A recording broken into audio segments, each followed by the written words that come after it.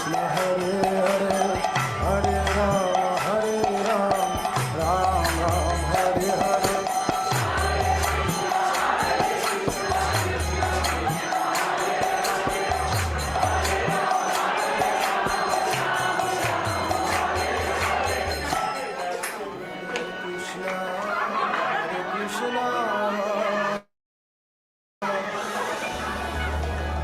Krishna Krishna Hare Hare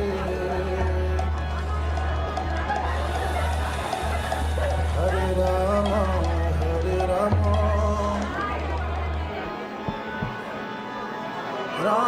Rama Hare Hare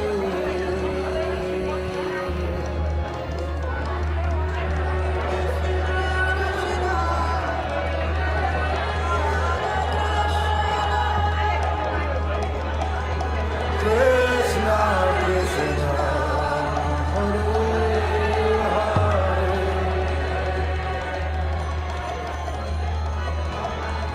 Hare Rama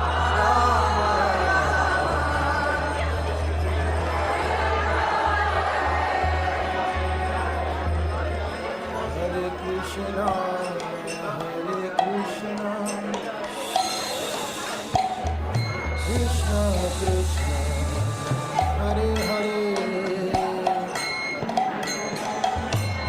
Hare Rama Rama Rama Hare Hare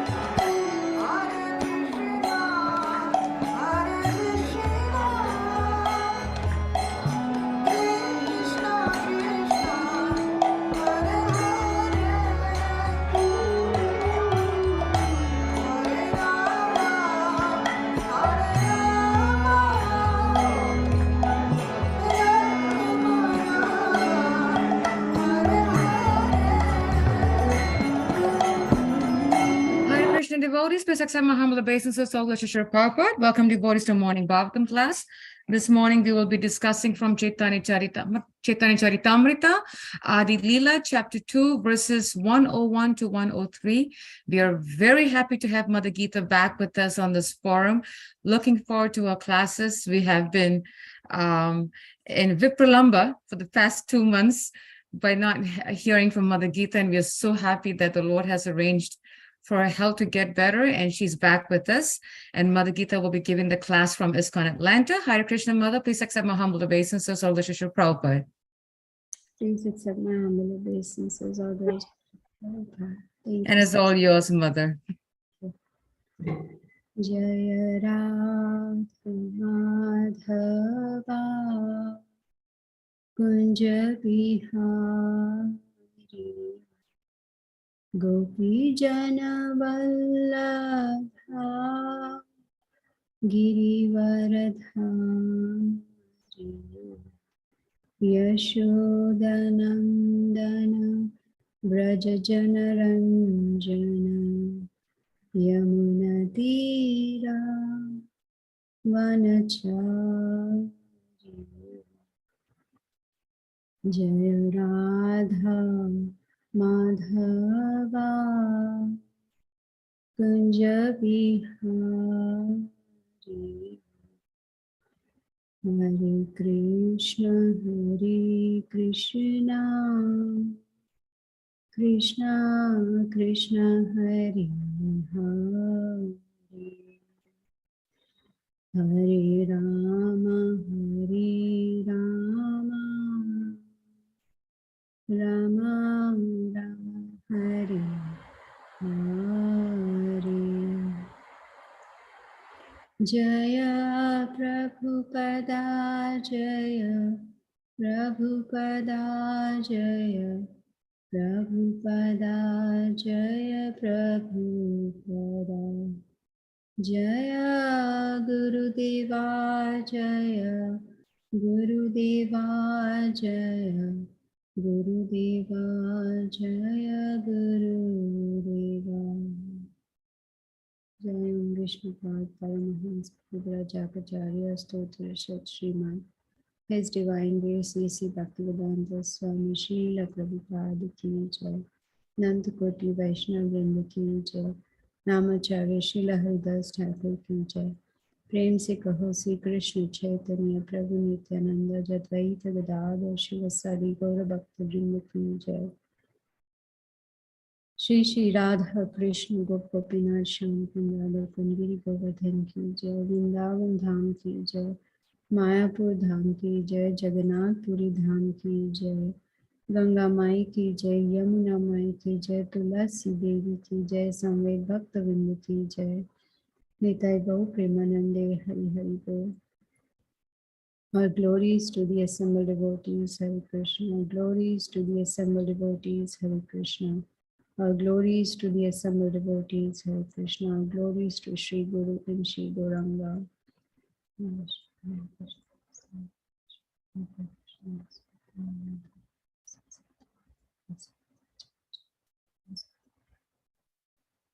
Namam Vishnu Padaya Krishna Prasthaya Bhutale Srimate Bhaktivedanta Swaminiti Namane Namaste Saraswati Devi Gauravani Pracharini Vishesha Srinivadi Paschatya Desatarini Jai Sri Krishna Chaitanya Prabhu Nityananda Jadvaita Gadadhar Shivasadi Gaur Bhaktavinda Hare Krishna Krishna Krishna Hare Hare Hare Ram Ram Ram Hare Hare Jaya Jaya Shri Chaitanya Jaya Nityananda Jaya Advaita Chandra Jaya Gaura Bhakta Vrinda Jaya Jaya Shri Chaitanya Jaya Nityananda Jaya Advaita Chandra Jaya Gaura Bhakta Vrinda Jaya Jaya Shri Chaitanya Jaya Nityananda Jaya Advaita Chandra Jaya Gaura Bhakta Vrinda.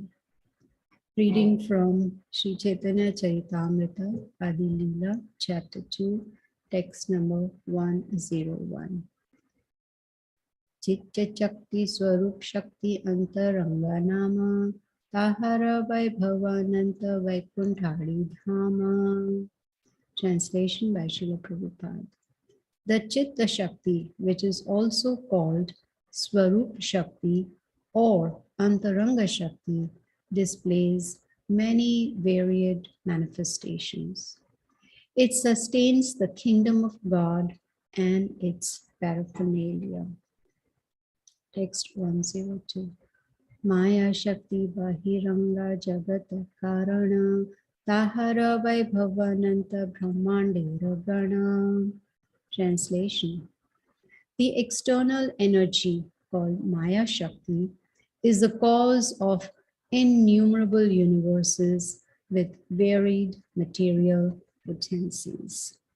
Text 103. Jiva Shakti Tathasthakya Nahi Yara Anta Mukhya Tina Shakti Tara Vibheda Ananta. Translation and purport by Srila Prabhupada. The marginal potency which is between these two consists of the numberless living beings.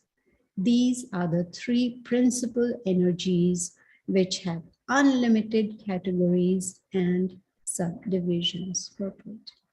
The internal potency of the Lord, which is called Chitta Shakti or Antaranga Shakti, exhibits variegatedness in the transcendental Vaikuntha cosmos. Besides ourselves, there are unlimited numbers of liberated living beings who associate with the personality of Godhead in his innumerable features. The material cosmos displays the external energy in which the conditioned living beings are provided all liberty to go back to the personality of Godhead after leaving the material tabernacle. The Shvetashvatara Upanishad 6.8 informs us, Natasya karyam karanam cha vidyate, natat samaschabhyatikascha drishyate, parasya shakti vividhaiva shruyate, swabhaviki jnana bala kriya cha. The Supreme Lord is one without a second. He has nothing to do personally, nor does he have material senses.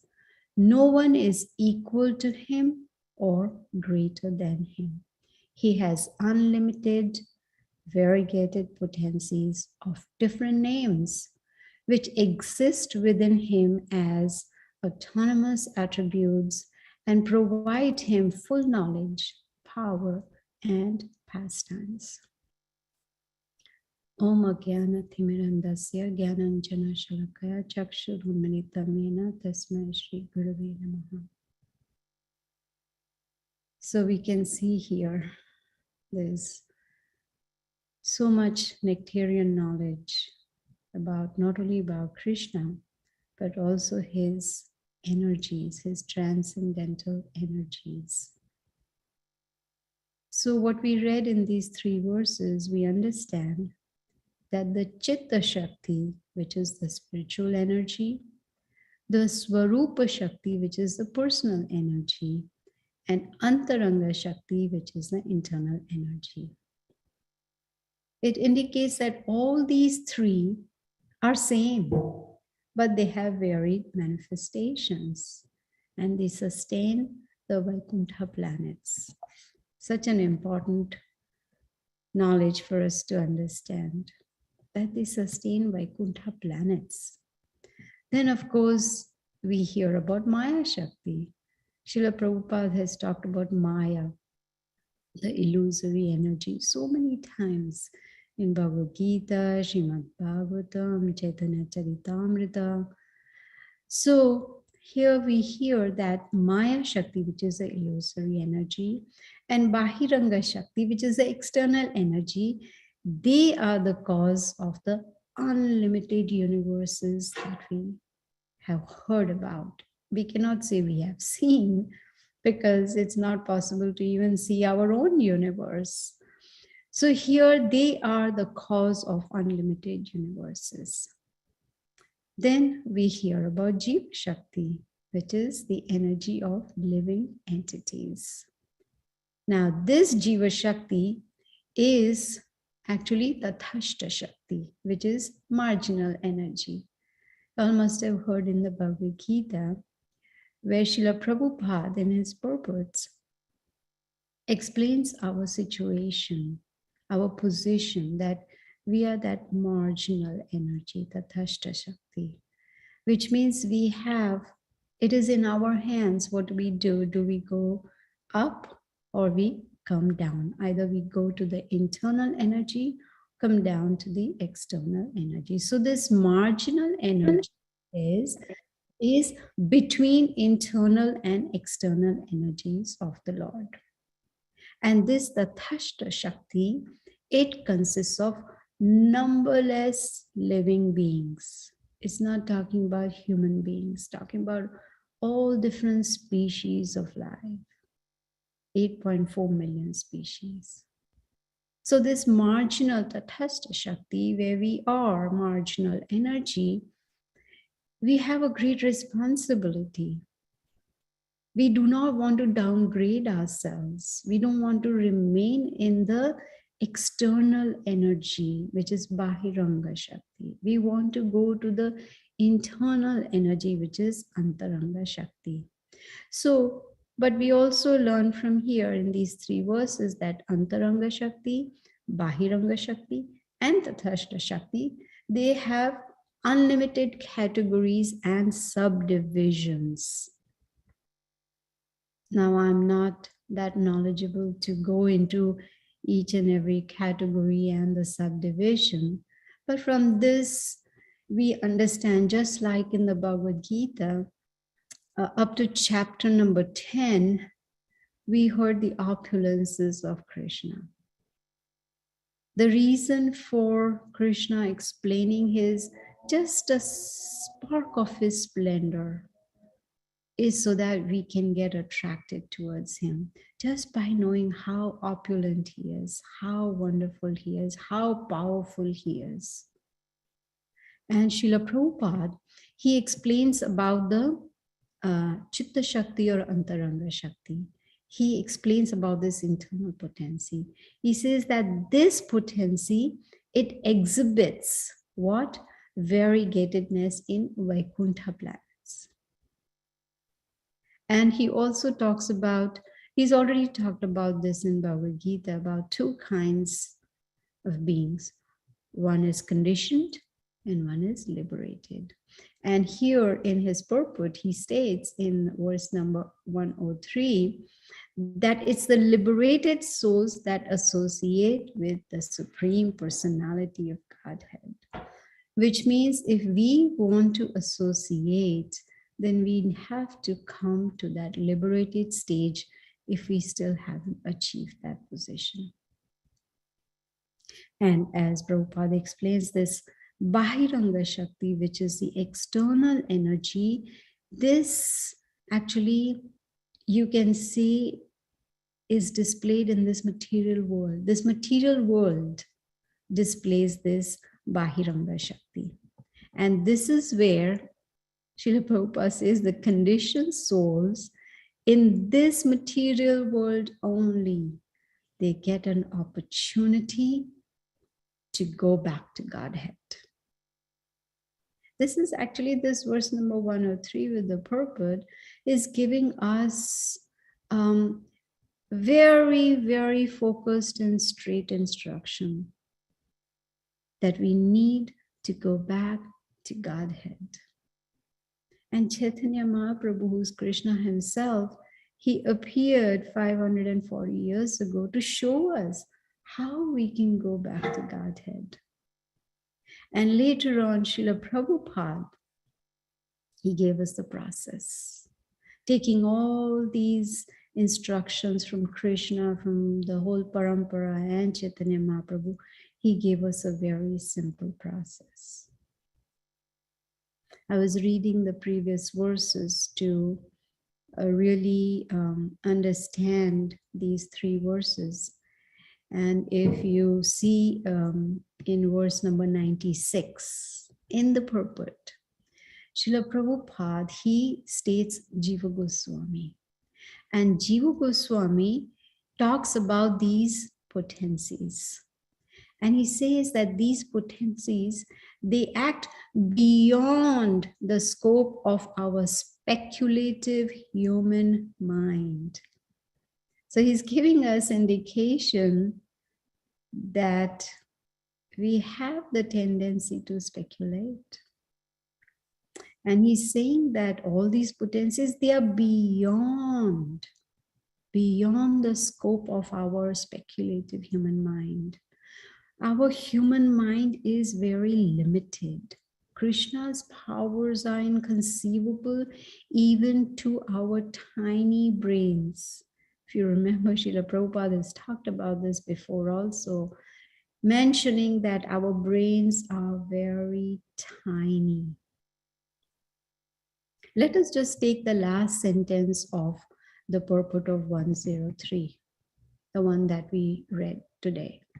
It says he has unlimited, variegated potencies of different names which exist within him as autonomous attributes and provide him full knowledge, power, and pastimes.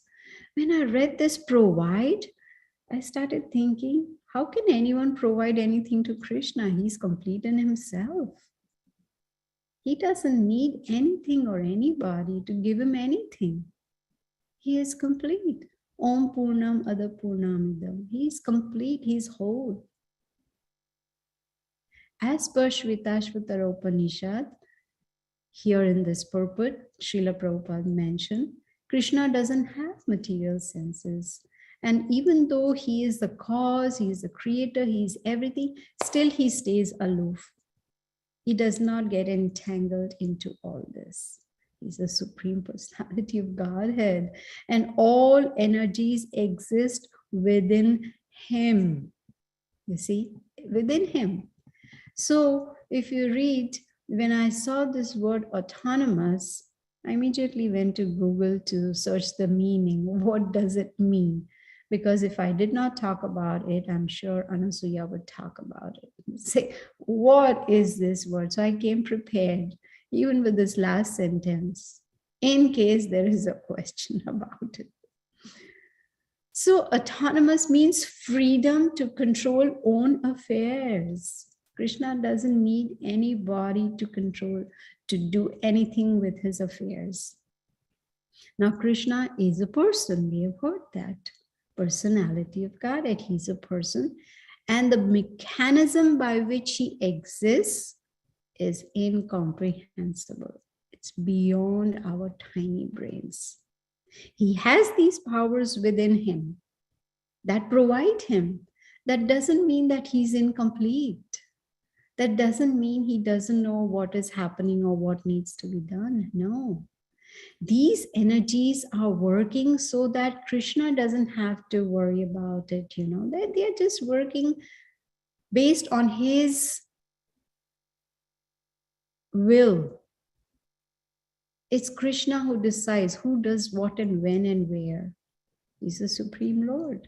Just like in Krishna's pastimes, sometimes we hear, oh, Krishna is bewildered. Or Krishna is surprised. Or Krishna is fearful. You know, we are in this Kartik month, we sing the Damodarashtakam every day. In that we hear Krishna is fearful of Mother Yashoda. It's up to Krishna how he feels. It's up to him how he wants to express his feelings, whether it is fear, bewilderment, happiness, surprise, whatever it may be. So if Krishna is, he is indicating that he is afraid of Mother Yashoda, that is a pastime. He is complete and he is the cause of all causes. This is what we learned even in Brahma Samhita, Sarva Karana Karanam. So we should not get bewildered by this sentence that, oh, these energies provide him. No. They are within him and they are working whenever Krishna wants them to work. So from these three verses, we see that there are the primary potencies are internal, external, and marginal. And Srila Prabhupada explains very nicely in his purport that by internal potency, he exhibits the Vaikuntha planets. By marginal potencies, he expands as living beings, which means we are part of Krishna. That is why in Bhagavad Gita, what does Krishna say? Aham bija pradaha pita. I am the seed-giving father. We are part of him. Mamai amsha jiva loke jiva bhutasana. Amsha means parts. We are parts of Krishna. And we are Sanatana, we are eternal because we are spirit souls, part of Krishna. And by the external energy, he manifests the material world. But due to Maya, Prabhupada says, the living entity gets blocked from Krishna. What a powerful word, blocked. Why is it that we are not able to see Krishna face to face? Because we are blocked. And this is due to Maya. We are getting affected by the illusory energy of the Lord. And that is why Prabhupada says we keep evolving in different species. So all these three verses, the purpose of these three verses is to help us understand and also appreciate Krishna as the Supreme Personality of Godhead and his energies, whether it is Antaranga, Bahiranga, Tathastha, whichever energy it is, so that we can understand these potencies. But the main point relevant in these three verses is going back to Godhead. So the questions may arise. What are we doing about going back to Godhead? Is this our goal? If it is, how serious are we to, reach this goal? Are we fully Krishna conscious? Srila Prabhupada keeps harping on this fully Krishna consciousness again and again and again.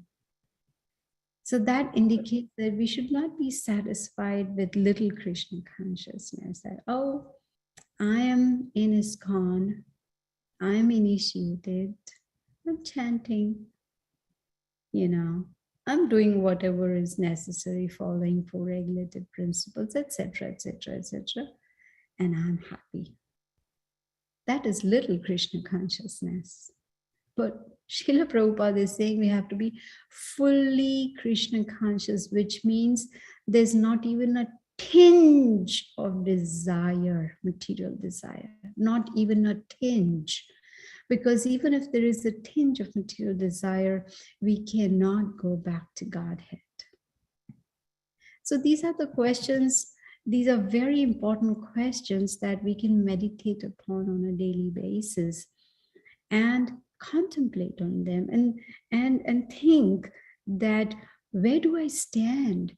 If someone asked me these questions today, what would be my answer? Oh yeah, my goal is to go back to Godhead. What are you doing about it? Whatever, whatever is necessary. I'm chanting, I'm reading, etc., etc. How serious are you about it? I'm not sure. Are you fully Krishna conscious? Definitely not. I'm talking about myself. So these questions should be our daily meditation. And it'll be beneficial for us because it'll help us to avoid remaining stagnant. It'll help us to avoid remaining on a plateau. See, when we started Krishna consciousness, I don't know about y'all, but my husband and I were very excited, very enthusiastic, like zoom, you go up like that. But we have to be careful we don't go this way, that we keep going up and up and up. Why is it Srila Prabhupada talks so much about consciousness? Even ISKCON, International Society for Krishna Consciousness, because consciousness is very important. We need to purify it. We need to make it fully Krishna conscious. In the material world, consciousness is polluted. I came across an advertisement and it blew my mind. There was a picture of a coffin. There was a brand new coffin for sale. And this lady, she says that I have got this new coffin for sale because my husband lived more than I expected. I was like, what kind of consciousness is that? It's cluttering my house, so it's for sale because he's still alive. I was bowled over by this. I mean, how can anybody?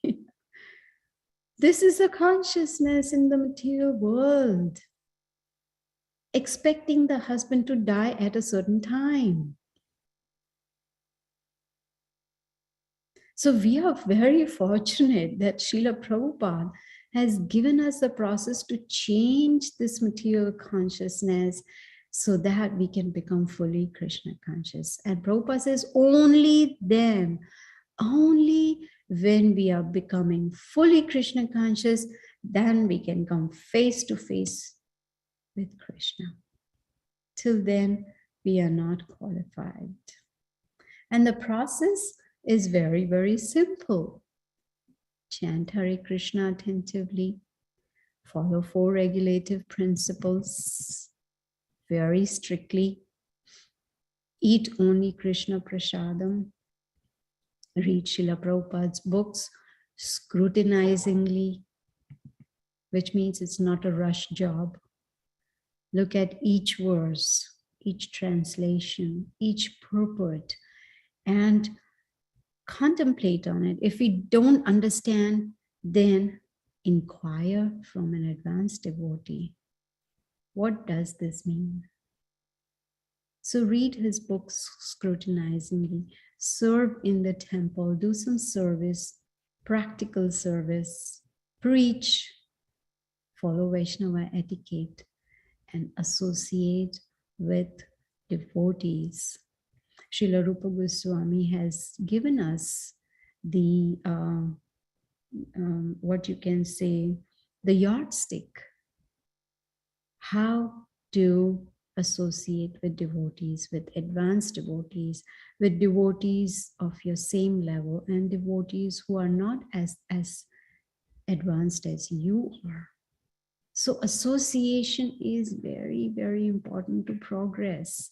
If we really want to progress in spiritual life, we must associate with devotees. And what do we do when we associate? We learn from them. You know, of course, follow Vaishnava etiquette when we are associating with devotees. Very, very important. Otherwise, we may commit offenses that can really, you know, pull us down in our devotional life. You know, many times I've heard that when the devotees, you know, leave the body, then a group of devotees will come together and they will start talking about that devotee. Oh, what a wonderful devotee. So humble, so sweet, gave such nice lectures, followed all Vaishnava etiquette, sang so beautifully, etc., etc. My question is, why praise them when they are dead? Why not praise them when they are still alive? So when we meet devotees, appreciate all their good qualities. And not only appreciate, but also Prabhupada says that we should, what is that word? I'm not able to remember, where, you know, you really glorify sincerely. Concentrate on their good qualities instead of trying to find faults. Oh, this and that and that. You know, have you noticed when we want to refer to some devotee, you know, do you remember that devotee? You know, we will talk about their appearance, you know, someone who's big, someone whose eyes are like that, or nose is like, why can't we refer, say, oh, do you remember that devotee who sings so beautifully? Instead of finding faults. We need to, yes, magnify, that's the word. We need to magnify our faults and magnify the good qualities of other devotees. This is what will help us to progress. So we need to appreciate the association of devotees. It's very rare. In fact, this human form is very rare. Coming to Krishna consciousness is more rare. Staying in Krishna consciousness is even more rare. So let us take advantage of this golden opportunity given to us by the golden avatar, Chaitanya Mahaprabhu and Srila Prabhupada. But to be very, very grateful to them. You know, today is the auspicious day of Ekadashi. Ekadashi is meant not to meditate on what can I eat. I have noticed many times there's a huge feast for Ekadashi. All different preparations. Yes, it's good to offer all that to Krishna, but it's not for us to enjoy. Ekadashi is meant for austerities. Chant more, read more, associate more, hear more. These are the austerities we need to perform, not concentrate on, yes, of course, the body is going to, the mind is going to keep, harping on this one sentence, I'm hungry, I'm hungry, I'm hungry. Yeah, so what? This is an opportunity for us to rest our digestive system. Give it a rest. We keep dumping so much prasadam every day. It's good to give it a rest once in a fortnight.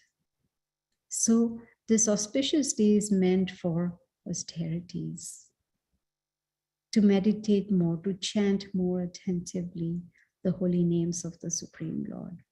And today also is the disappearance day of Gaur Kishore Das Babaji Maharaj. Such a transcendental personality. If you all don't mind, I would like to speak about him. It is mentioned that he was a great Paramahamsa Babaji. He was a disciple of Bhagavad Das Babaji, who was a disciple of Jagannath Das Babaji Maharaj. In 1897, Gaur Kishore Das Babaji Maharaj, he came to Mayapur from Vrindavan, and he was given the title of Bhajananandi. He was born in a Vaishya family in the village of Bagjana near Tepakhola, which is at the bank of River Padma. He was actually known by the name Vansi Das at home. Now, he's not the same as Vamsi Das Babaji Maharaj. No, his name was Vansi Das. And he was, because he was from a Vaishya family, he was engaged in the agricultural trade. And whatever income was received, he took care of the family. He took care of his wife and the family. But after his wife died, he left home and he went to Vrindavan. Bhaktivinoda Thakur, he used to use his example to show the level of renunciation. We all have heard about Gaur Kishore Das Babaji Maharaj. He was very humble and he had the true attributes of a Vaishnava. He never accepted any material object. He used, on the bank of the Ganges, whatever loin cloth was discarded from the corpse, dead bodies, he used that to wear. He begged for rice. He would soak it in river water, put a little bit of salt and a little bit of chili, and he ate that. And he never asked for any favors. In fact, he lived a very detached life with no possessions, lived under a tree. And how would he sleep? He would lie down prostrate, just like we do Dandavat Pranam. He would lie down like that and he would sleep like that because all the time he wanted to offer obeisances to the Brajavasis. He even offered obeisance to the flowers, to the trees, and to the land of Vrindavan. Just imagine the level of his devotion. And he stayed in Vrindavan for 30 years. He served the deities over there. And then he went to Navadvip. Sometimes while he was in Navadvip, he would go to Godrumadvip. Why? Because he wanted to hear Srimad Bhagavatam from Bhaktivinoda Thakur. See, the parampara is by their example showing us how we can progress spiritually. Hearing from the parampara, going all the way to Godrumadvip so that he could hear Srimad Bhagavatam from Bhaktivinoda Thakur. Now we all have heard that Gaur Kishore Das Babaji Maharaj, he could not read, he could not write, but he was very learned and a self-realized devotee, a Vaishnava. He was also the spiritual master of Bhakti Siddhanta Saraswati Thakur. I'm sure you all have heard about how Bhakti Siddhanta Saraswati Thakur wanted him to initiate him, but he would not till he really menially served him for a long time. And why did Bhakti Siddhanta Saraswati Thakur want to take initiation from Gaur Kishore Das Babaji Maharaj? Because his father, Bhakti Vinod Thakur, advised him to go and take initiation. In 1908, Gaur Kishore Das Babaji Maharaj became blind. He lost his eyesight.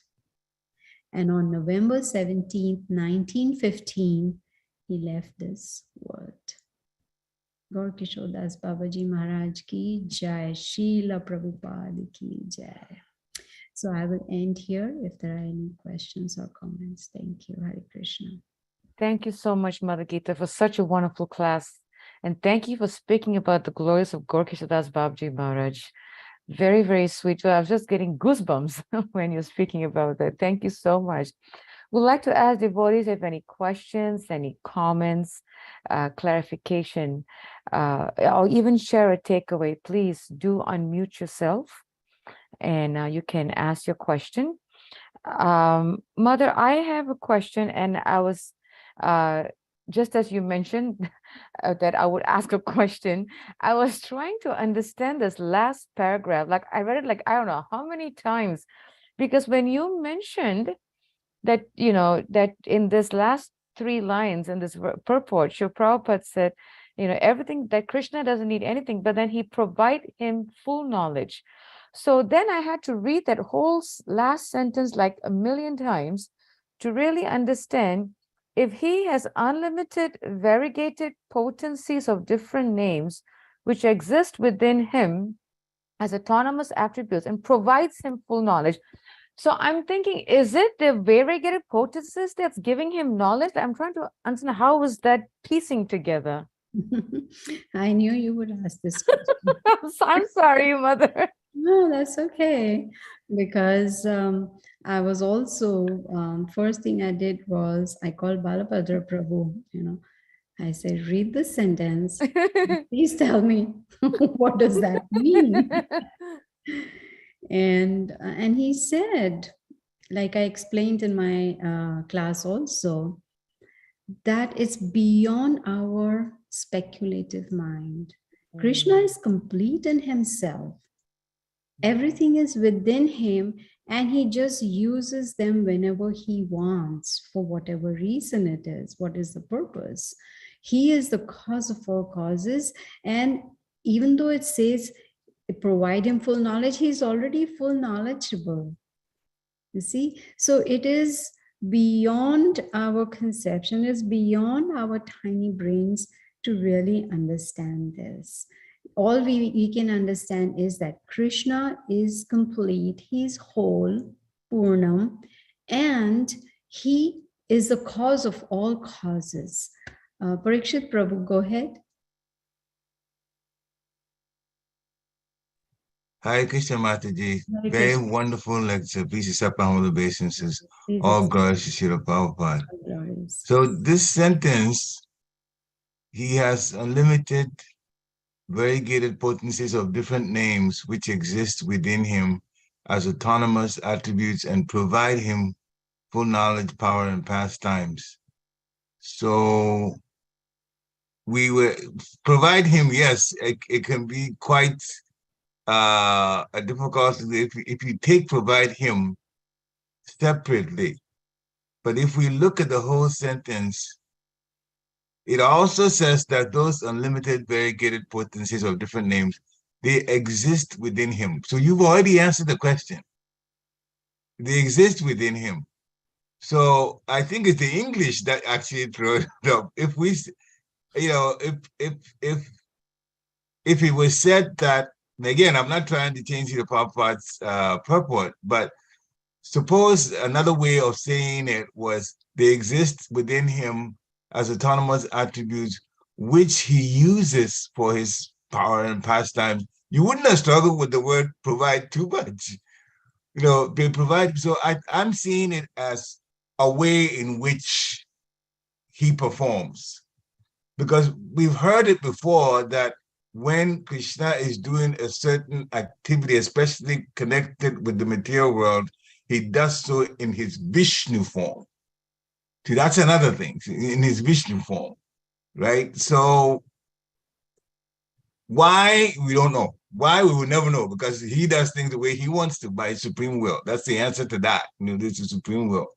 And so it came across to me like this is how he operates. But I wasn't too concerned about the word provide him, because Prabhupada already said they exist within him. And so to me, he uses them. He uses them.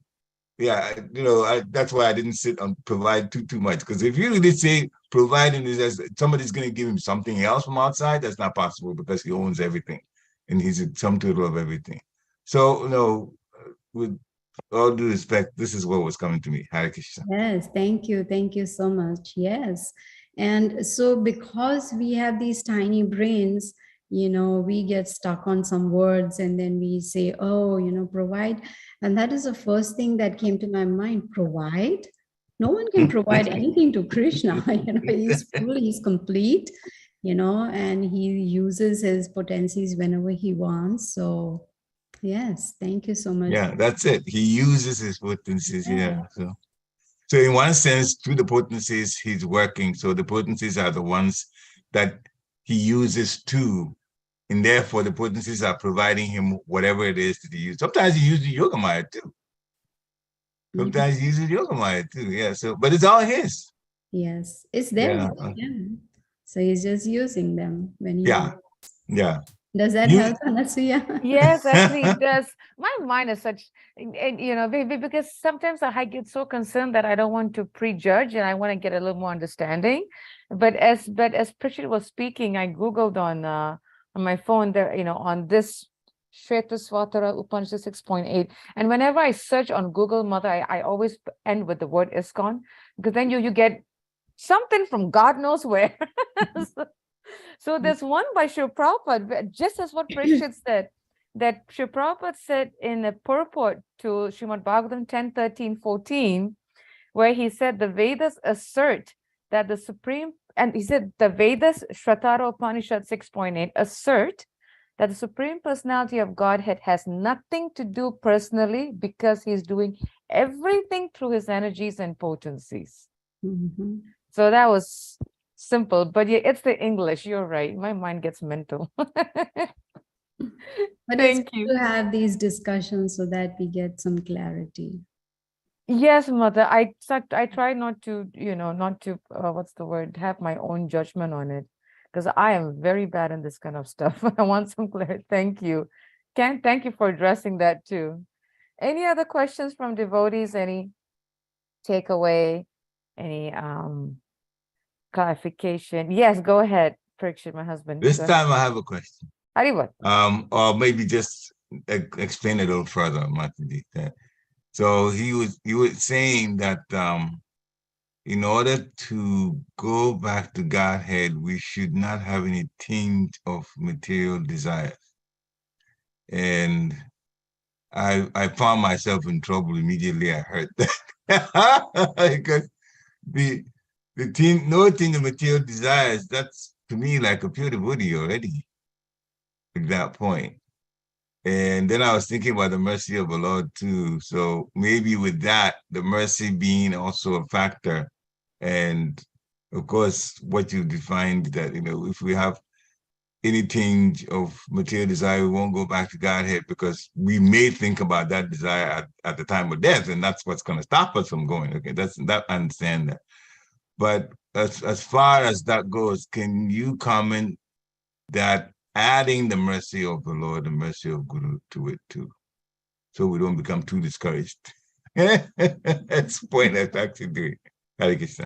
Yes, yes, very important point. First of all, it is Srila Prabhupada who said that even if we have a tinge of material desire, we immediately get disqualified to go back to Godhead. And as far as mercy of Guru and Krishna is concerned, that will only come when they see our sincere efforts. They see that we are sincerely and seriously endeavoring, to get rid of all desires, material desires, so that there's not even a tinge. Of course, ultimately, it is up to them. It's up to Guru and Krishna, to decide whether we are qualified to go back to Godhead. All we can do is just sincerely endeavor.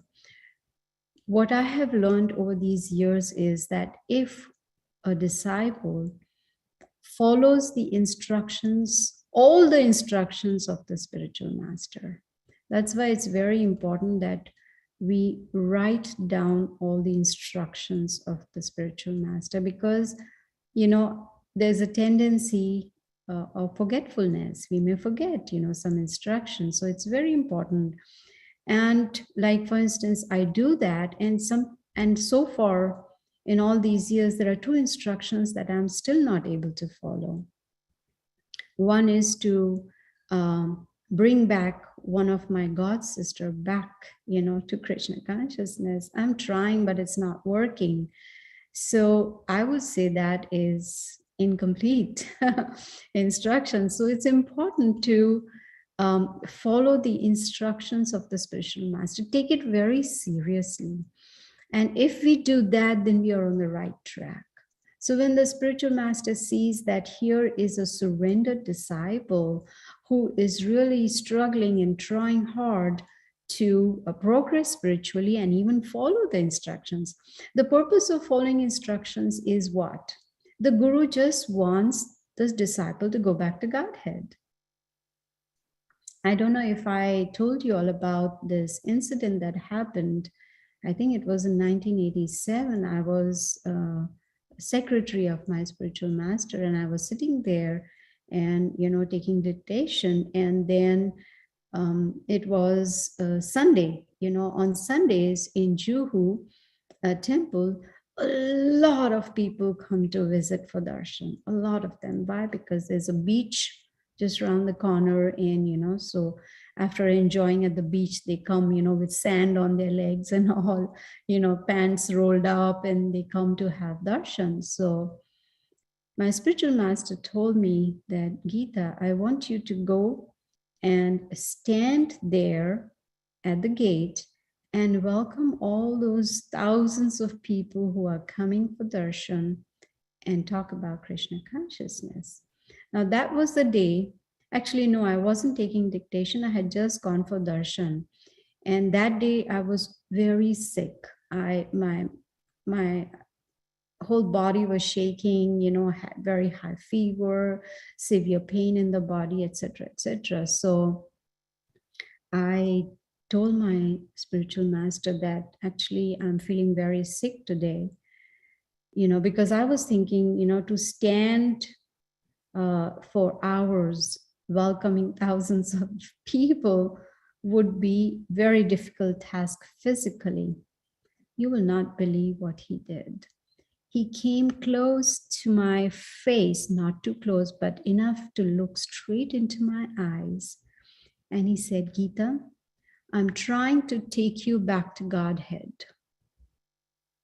And I was like, I wish this earth would open and I would go straight inside that earth. I felt so bad, so miserable, that I am thinking about my body when my Guru is thinking of taking me back to Godhead. Immediately got up from there and I went and I said, there must be a way. There must be a way that I can follow this instruction. Yes, take a chair, sit down. Don't have to stand all the time, so many hours. Sit down, welcome them, and introduce them to Krishna consciousness. The point I'm trying to make is the spiritual master wants to take all his disciples back to Godhead. But the disciples also have to do their part,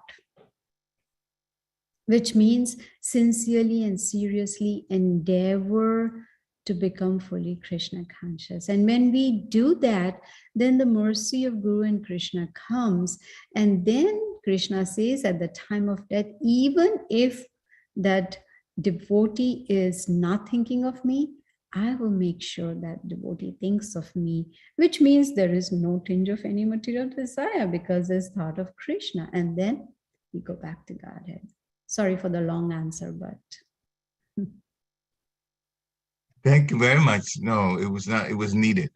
The lens, don't worry about it. No, this is wonderful. And the example you gave with your Guru Maharaj, reminding you about his purpose to take you back to Godhead, yes. which spurred you to action. Wonderful. Hare Krishna. Thank you. That was a very nice question. Thank you for asking that.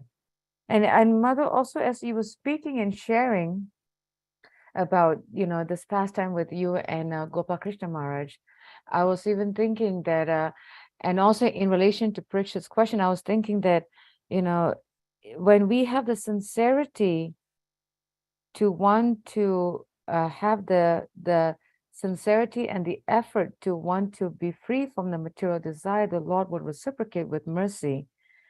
And then at the time of death or close to the time of death, like right now, we are in a Bhishma Panchaka period, when he was just, meditating on the Lord, that I think when we come to that stage, we just don't want anything but just Krishna. Like the Lord just creates because of that devotee sincerity and service to the spiritual master, that it just unfolds. Is that the right way to think, Mother? Yes, Okay. yes. Yeah. Wonderful. Thank you so much. Any other questions from devotees? Any other thoughts, reflection? If there isn't, just a quick reminder that this evening we continue our Bhagavad Gita hearing. Now we are hearing rather than we finished the reading part. Now we're hearing from Srila Prabhupada, and it's called Srila Prabhupada Says, and we encourage devotees to please join us. We continue with Bhagavad Gita, I believe, in chapter 1, but I think it's verse 13 and 14 that we're covering today. So please to join us this evening at 6 o'clock as we hear from Srila Prabhupada speaking on those two verses. And it's amazing. Last week when we heard this Wednesday when you heard the class, such a simple class that Srila Prabhupada spoke about the conch shell of Krishna, Arjuna, and Bhishma Dev, and the whole class was on a different level. It was like amazing. Srila Prabhupada is amazing. So we look forward to devotees to joining us this evening at 6 o'clock. Until then, Vansha Kalpadabhyascha, Kripa Sindhubevacha, Patitanam Pavanebhyo Vaishnavebhyo Namo Namaha. Srila Prabhupada ki. Thank you so much for a wonderful, wonderful class, Mother Gita. Thank you. Hare Krishna. Hare Krishna.